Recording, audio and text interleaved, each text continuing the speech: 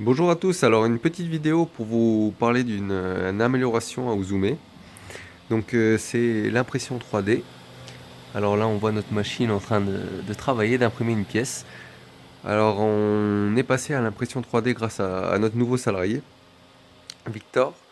Le problème qu'on avait c'était pour fabriquer des moules, en fait comme nos poêles sont en béton réfractaire, il faut fabriquer des moules pour mouler le béton.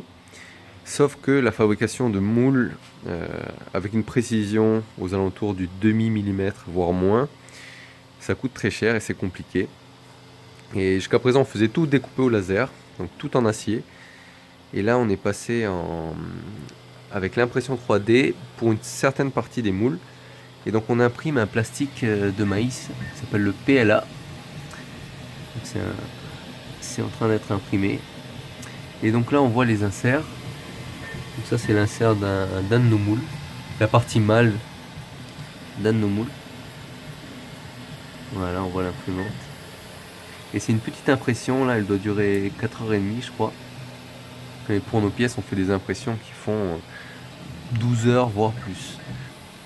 Voilà, donc on a mis un bon mois, voire un peu plus, à mettre ça en place et à faire fonctionner cette imprimante parce que ça a été un challenge. Mais là, ça marche bien et on imprime nos pièces comme ça. On imprime des plus petites sur une imprimante petit format. Voilà. Et donc là, c'est un des inserts aussi qui nous permet de faire notre système de rainure languette qui fait que nos pièces s'emboîtent sans mortier. Voilà, alors on va aller voir ce que ça donne. Là aussi, on voit, ça c'est l'insert qui nous permet de faire le trou de la trappe de visite. Donc voilà, il est conique aussi. Et bon, tout ça, c'est pas fait sans un certain nombre d'échecs. Donc là, on a fait pas mal d'échecs. Ça fait peut-être 3 semaines sans que ça fonctionne avant d'arriver à la faire marcher. Voilà, alors on va voir comment ça se passe dans l'atelier. Alors ici, du coup, on est dans la partie de l'atelier où on fabrique nos pièces en béton réfractaire. Donc là, en haut, on voit les pièces du cœur de chauffe. Donc on a les moules en acier, là, en tôle pliée. Ça, c'est pour le cœur de chauffe. Ensuite, pour l'habillage, donc on a notre système de rainure languette. Ça, c'était les anciennes versions avec des languettes droites.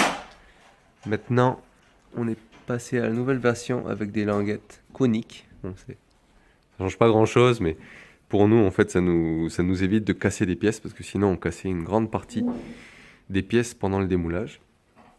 Et voilà, là, on voit aussi un autre type d'emboîtement. Ça, c'est nos pièces arrondies. Et là, c'est les pièces droites. Donc, il y a plusieurs pièces qui s'emboîtent et qui font que l'ensemble tienne.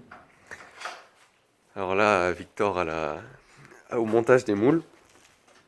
Donc, ici, on a les différentes parties des moules et on voit l'usage des inserts imprimés en plastique de maïs, là, en PLA, avec toujours cette forme conique.